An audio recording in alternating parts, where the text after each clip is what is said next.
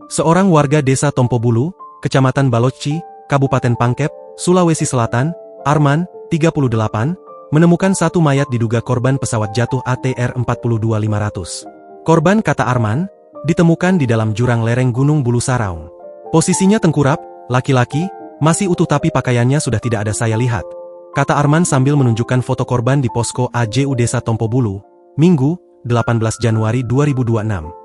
Posko Desa Tompobulu ini berlokasi di kaki Gunung Bulu Saraung sekitar 73,3 km poros Pangkep Baru. Dalam jurangnya, mungkin ada sekitar 200 meter. Lanjutnya mengenakan jaket merah hitam.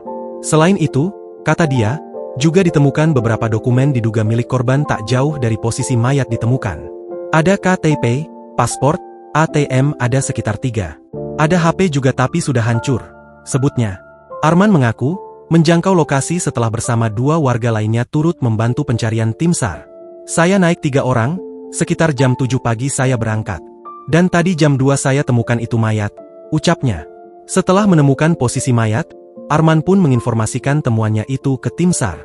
Sementara itu, Kasih Ops Basarnas Makassar Andi Sultan yang ditemui di posko yang sama, mengatakan proses evakuasi jenazah belum dapat dilakukan ini hari. Selain medan yang curam, kondisi lokasi juga dilanda hujan deras dan kabut lebat. Rencana besok pagi baru kita evakuasi. Sekitar jam 7 pagilah, kata Andi Sultan. Posisi jenazah korban, lanjut dia, sudah dijaga oleh 7 personel SAR gabungan. Ada 7 anggota SAR di sana. Posisi korban itu sekitar kedalaman 200 meter dalam jurang, katanya. Kabar penemuan diduga korban itu turut dikonfirmasi Pangdam 14 Hasanuddin Maijen TNI Bangunawoko di posko Basarnas, Desa Tompobulu, Kecamatan Balochi, Kabupaten Pangkep. Mantan Pangdiviv 3 Kostrat ini mengatakan, mengaku belum bisa memastikan kondisi langsung korban.